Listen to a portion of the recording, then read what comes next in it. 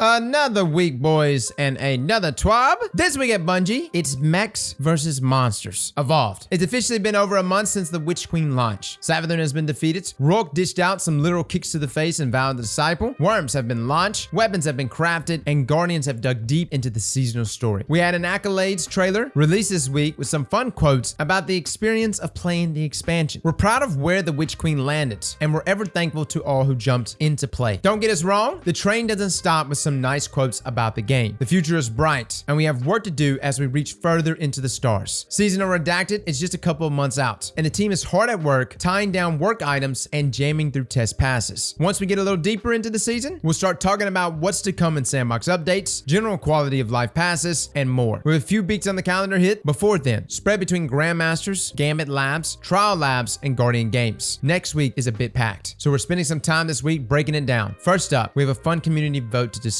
So we have Mechs versus Monsters Evolved. While we're just reaching the spring, it's already time for us to start thinking about fall on the development team. We all had a great deal of fun last year with our first armor set community vote, Dinosaurs versus Monsters. Truth be told, we didn't know what to expect. After 200,000 votes were cast, Team Dino won with an 81% of the vote. We'll always look back fondly at the wave of memes and fun that came, but it's time to look forward to Festival of the Lost 2022. This year, we're hosting our second community vote. Team Mechs versus Team Monsters is about to begin. Players will have the opportunity to vote for featured armor ornament sets in the Eververse, available to earn with Bright Dust or purchase with silver. Now, anyone who casts a vote for either set has played since 2/22/22 will qualify for a unique in-game emblem to celebrate participation. Monsters are clawing back, and after a long soak and radioactive waste, they seem to have evolved. Emerging once more from the caves, lagoons, and spoiled oceans of our worlds, monsters are looking to make a comeback this year. Dinos, you may have won last year, but watch your backs. These monsters may be coming for you if they secure the win. All right, looky there, that's the monster look. Actually though, right? Look at the cloak. Now Mechs have entered the fight. Guardians are all about protecting humanity, but sometimes they need a little extra armor when engaging in battle against what some would call monsters hiding in the darkness of other worlds. Mobile suits aren't just for canceling the apocalypse, mind you. They're also for show. Yo, has Bungie been watching Gundam Wing? Look at this. Straight up. Looks like Gundam Wing on the Titan. I don't know, guys. I'm kind of torn here. I think monsters for myself, but we just got Team Dino, right? But look at the monsters. Look at the toes, man, and the claws. So how is this going to work? March the 31st through April the 6th, ensure that you've signed up for emails from Bungie. Make sure you link your PlayStation Network, Xbox Live, Steam, Stadia, or Twitch account credentials to your Bungie.net profile. Visit the account settings page, click on notifications and email, and enter your preferred email address to receive Bungie communications. April the 7th through April the 13th is when polls will open. Watch your emails for your chance to vote. April 13th, the polls will close, and then April the 19th, the Broken Barriers emblem is distributed to all players who voted, and then to be dated for winners announced. For players who are subscribed to newsletters and have been active since the Witch Queen, but not getting any Bungie emails, we advise providing a new email address and going through the verification process on your Bungie.net profile. All right, so this is the emblem you get for voting. Sexy. Now, last call, Unbroken. Oh boy. Survival is the name of the game when it comes to our competitive Crucible playlist. We offer powerful rewards to players who take on the challenge each season as they reach for the power cap, alongside a slew of triumphs to earn. For those who wish to display their Crucible mastery, we offer the Unbroken Seal and title. It takes 3 full seasons of reaching Legend in the competitive playlist, alongside other triumph requirements to earn the Unbroken Seal. This week, we have a short update from the development team on future availability of this seal. So from the dev team, for the Season 19 release, we are taking a pass on Glory and how players engage with it in the Crucible. What playlist offers Glory? How do I earn it? What does becoming Legend look like? While we can't answer any of these questions just yet, we wanted to plant a flag in the sand for the time frame. As part of our updates for Glory, the Unbroken Seal and title will be retired. Due to the multi-season requirements of Glory, which has reached Legend 3 seasons in a row, Season 16, which is right now, will be the last season for players to start the journey to Unbroken. As such, we wanted to keep players informed on our plans. Currently, the Unbroken Seal requirements are significantly more time-consuming than any other seal, and we would like to bring it into line with the other seals. Players who attain the seal prior to its retirement will still be able to display it, including a gilding count. We are intending on replacing it with a similarly challenging Crucible seal, just with less required multi-season commitments. We will have more information on that as we get closer to Season 19. So if you're just starting your march towards the Unbroken title, now is the time to get your Legend ranks completed in the competitive playlist. We'll have reminders each season to keep players informed, and we'll provide updates on our future future Crucible plans over the next few seasons. In the short term, we do have another title coming to the Crucible. We know you're howling for a bit of more information, but expect additional details on that when we get closer to next season. All right, so the howling part is obviously in relation to the Iron Banner overhaul that's going to be hitting next season, but it's interesting right here that they're removing Unbroken. Like, we haven't seen any comp changes done since what? Forsaken? I thought Bungie even forgot it existed. Now, does this mean we're going to be looking at a competitive game mode overhaul? I wouldn't hold my breath, fellas. Just saying. Now, a week for rituals. Next week, we have quite a bit going on in the ritual game of Destiny 2. Grandmaster Nightfalls makes their first appearance of the season, along with our first Gambit Labs week. If that's not enough, we also have Trials, bringing us Freelance next week, so there's something new for everyone. Grandmasters of the Universe, Season the Risen Edition. On Tuesday, April the 5th, Grandmaster Nightfalls will make the return to Destiny 2. For those that may not have taken on Grandmaster Nightfalls before, this activity is the top of the mountain when it comes to strike content. Here's a quick breakdown. Grandmasters require a total of 1575 power, so you'll want to maximize your pinnacle power and get some bonus seasonal artifact power before taking on the challenge. Combatants can take more hits, deal more damage, and are far more aggressive. Champions will appear in many encounters, so be sure to work with your team as you build your loadouts. Revives are limited, so you'll want to be careful and strategic as you fight through each encounter. Darkness will slowly encroach on your ability to revive teammates, so don't take too long as you make your way to the boss. Now, of course, what would be the challenge without a little loot at the end of it? The Conqueror Seal and title can be earned by those who complete Grandmaster Nightfalls and associated challenges. If you've already completed Conqueror, you have the ability to gild your title, as well as completing all of the Grandmaster Nightfalls during a given season. As a reminder, if you are gilded, all Nightfalls will immediately be available to complete. No more waiting until the end of the season. That's right. That's the overall Nightfall change they made going into this new season. Now, next week, we have the return of some nice Adept rewards for you to earn. Palindrome and Plug 1 will be available to drop once you complete the activity. Adept weapon mods, Ascendant shards, and enhancement prisms can also be earned upon activity completion. Double Vanguard rep will also start flowing next week, so if you're still enjoying reputation rewards from Zavala, it will be a great time to run through some Nightfalls or a quick jaunt through the Vanguard Ops playlist. Also, next week should be Scarlet Key, and we'll be doing Grandmasters. Guys, Grandmasters is honestly, like, I love the raid, but Grandmasters is what we look forward to the most. Like, every single season, I love them. I love how hard they are. When you ask me how hard I want it, I say harder every single time. They're challenging, and if you want to watch us stream it live every single reset, we will be playing it every single Tuesday. All of these Grandmaster Nightfalls when they drop. Now, Gambit Labs Invasion Swap. Now, this one should be interesting. Next Tuesday, Gambit Labs will make its first appearance in Destiny 2. Now that we've gotten a slew of bug fixes and some minor tuning in place through the last few hot fixes, it's time to hit up the labs. Both Gambit matchmaking nodes, main and freelance, will be updated to feature Gambit Labs Invasion Swap. This iteration of Gambit will change up who gets invasions during the moats phase of the activity. When a given team reaches 25 and 75 banked moats, the opposing team will be given one invasion. Strategies might change in a few ways for both invaders and bankers. Go for the largest blockers to start, stagger large and small blockers to keep your opponents on their toes, invade immediately when the opposing team banks enough moats, or step back to fight blockers and wait for them to build up a few moats. We're excited to see how players take on the twist. Gambit reputation will also be doubled for the week that Gambit Labs is active. We appreciate everyone who's been hopping in and checking out all the changes we made to Gambit since the season began. We're looking forward to continued feedback around the node as more labs begin to roll out. Personally, guys, we're going to be spending some time playing Gambits. I'm going to be putting out my Gambit review for this season. And even though I know many of us have given up on Gambit, a piece of me wants to see this game mode succeed. I'm tired of pooping on Gambit, man. Now, Trials Freelance. Next Friday, April the 8th, Trials Freelance will return. The playlist consists of solo players only, so keep your head on a swivel. Communications will be limited, and you never quite know which one of your teammates will be a lone wolf. This offer will appear as additional matchmaking node in the Crucible Director. Grab your desired passage from Save 14 in the tower, maximize your power, and give it a try. End up in a group with guardians you vibe with? Keep an eye out for messages and party invites, as we've seen some great stories about players fire teaming up after matching and reaching the lighthouse. As always, we'll be watching player feedback throughout the week. Whether you hit Grandmasters, Gambit Labs, or Trials Freelance, we look forward to hearing your thoughts. Let's go, man. Trials Freelance really is great, guys. I wish it just stayed up all the time. I know. Everybody's like, yo, but the playlist, Trials population. Look, I pretty much always have a fire team if I need one, but I like just going in solo at times. And Freelance in everything, whether it's comp, Iron Banner, or Trials, it's just so much better. Outside of that, we have a number of known issues. Feel free to look through all of this. Things like Reckless Endangerment can't be reacquired from collections after dismantling. The Renewal Grass damage buff doesn't always work inside a Dustfield Grenade's area of effect. Wow. The Legend Psyop Battleground does not advertise matchmaking off. Yeah, we found that out the hard way this past week. Outside of that, guys, a final note here from DMG. Cap those zones. What are your plans for the weekend? I was running through my chores list just yesterday, slightly groaning at the notion of trimming trees, sweeping pine needles from the walkway, and washing windows. While somewhat tedious, I do know a treat will be waiting for me at the end of my labors. We have our first trials lab of the season coming tomorrow, April the 1st. I have no idea when you're reading this, so might as well be specific, right? Zone capture is making a return, alongside some double trials reputation. No major tweaks to the mode, just a fun spin to push players out of cover, or to take different approaches to a given map as they seek a trip to the lighthouse. I'll likely be rolling solo a bit to prep for Freelance next weekend, so feel free to throw me an emote if we match up. Let's stick close together and try to shoot some targets. Who knows? Maybe we'll snag a W. If not, all good. There's rep to earn and Ingrams to focus. Cheers, DMG. All right, guys, that is your TWAB this week. Fellas, I'm actually going to be out this weekend. My friend is getting married. I have to attend a wedding, and I won't be back until Sunday. But as soon as I get back, we will be streaming again, probably playing some trials and some other shenanigans. I know many of you have been asking us to do Elden Ring some more, so we'll be hitting that as well. Fellas and ladies, thank you all for coming and watching, and as always, Slap that like button like your mama told you right.